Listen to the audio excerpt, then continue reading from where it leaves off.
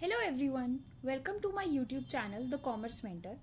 आज की क्लास का जो हमारा पहला टॉपिक है that is difference between stock and flow. So stock क्या होता है? स्टॉक कोई भी ऐसा वेरिएबल है जिसे मेजर किया जाता है eight a particular point of time. जैसे कि इकोनॉमी में अभी कितनी मनी सप्लाई है उसे हम आज के पॉइंट पे, इस पॉइंट पे अगर मैं बात करूँ कितनी है तो मैं सिर्फ इस पॉइंट पे उसे मेजर कर सकती हूँ। मैं उसे ओवर अ वीक, ओवर ये नहीं कह सकती एक मंथ की मनी सप्लाई कितनी है, बिकॉज मनी सप्लाई सर्कुलेट होती रहती है। So a variable which is measured at a particular point of time, इस पॉइंट पे, ना कि जैसे कि आज हमारी जो डेट है दैट इज 18 जुलाई। आज की डेट पे मैं बात कर सकती हूँ कि मनी सप्लाई कितना है। मैं कहूँ 18 जुलाई से 18 अगस्त तो नो। कुछ variables can be measure, some variables can be measured at a point of time. Those variables are known as stock. For example money supply, national wealth. इसमें कोई टाइम डायमेंशन नहीं होती। जैसे मैंने बताया सिर्फ मैं 18 जुलाई, 18 अगस्त ऐसे बात कर सकती हूँ, लेकिन इस टाइम पीरियड के बीच की बात नहीं कर सकती, राइट?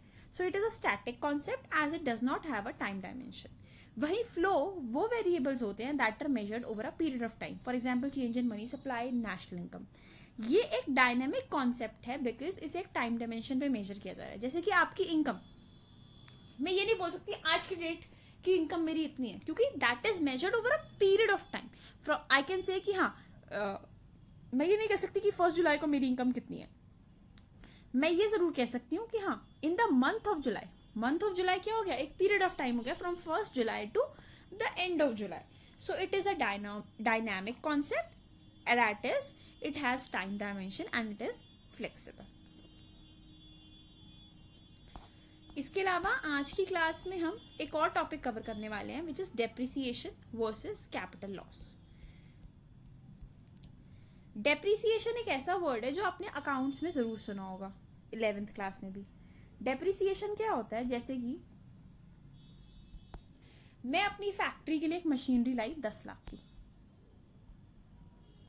अब ऐसा होगा कि कुछ साल बाद वो मशीनरी की वैल्यू बहुत कम रह जाएगी। हो सकता है कि वो स्क्रैप में सिर्फ 5,000 की सेल हो। तो क्या सडनली इतने सालों बाद उसकी वैल्यू कम हो गई? नहीं। आपने उसको डेली यूज करा, डेली उसमें नॉर्मल उसको, क्योंकि आप किसी चीज को यूज करते हो तो वो थोड़ी खराब हो जाती है, थोड़ी पुरानी हो जाती है, उसमें वियर टियर आ जाता है, यूसेज की वजह से वो पुरानी हो जाती है, खराब हो जाती है, उसकी वैल्यू कम हो जाती है। सो डेप्रिसिएशन मतलब क्या है? when there is reduction in the value of our fixed asset due to normal wear and tear, day to day usage, उसे डेप्रिसिएशन कहते हैं। जैसे कि फिर हम कैलकुलेशन करते हैं अकाउंट्स में, एक पर्टिकुलर परसेंटेज हम निकालते हैं। जैसे कि हर साल या हर महीने हम 10,000 माइनस कर रहे हैं, हमने एस्टिमेट कर ली वैल्यू कि हर साल हमारी जो मशीनरी है उसकी यूसेज, उसकी 10,000 से वैल्यू गिर रही है, जो भी उस कैलकुलेशन में अभी मैं नहीं जाऊंगी।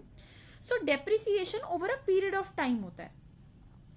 आज मैंने खरीदी तो हर साल थोड़ी थोड़ी थोड़ी थोड़ी मेरी मशीनरी की वैल्यू गिरती जाएगी क्योंकि मैं उसे यूज कर रही हूँ। लेकिन इससे मेरी प्रोडक्शन पे फर्क पड़ा? नहीं पड़ा, कोई फर्क नहीं पड़ा। दूसरी तरफ आता है कैपिटल लॉस। कैपिटल लॉस का मतलब होता है कि loss in the value of fixed assets. जब हमारी फिक्स्ड एसेट्स की वैल्यू में गिरावट आई, कैपिटल लॉस। फॉर एग्जाम्पल आपकी फैक्ट्री में चोरी हो गई, मशीनरी चोरी हो गई, आपकी फैक्ट्री में कोई फायर एक्सीडेंट हो गया, मशीनरी खराब हो गई।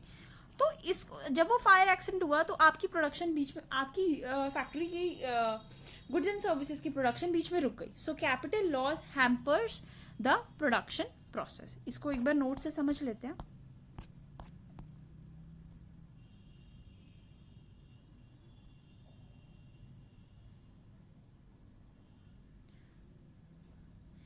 कंजम्पशन गुड्स, ये तो कवर कर चुके हैं हम। We need to cover this: depreciation versus capital loss. Depreciation refers to fall in the value of fixed assets, whereas capital loss refers to loss in the value of fixed assets.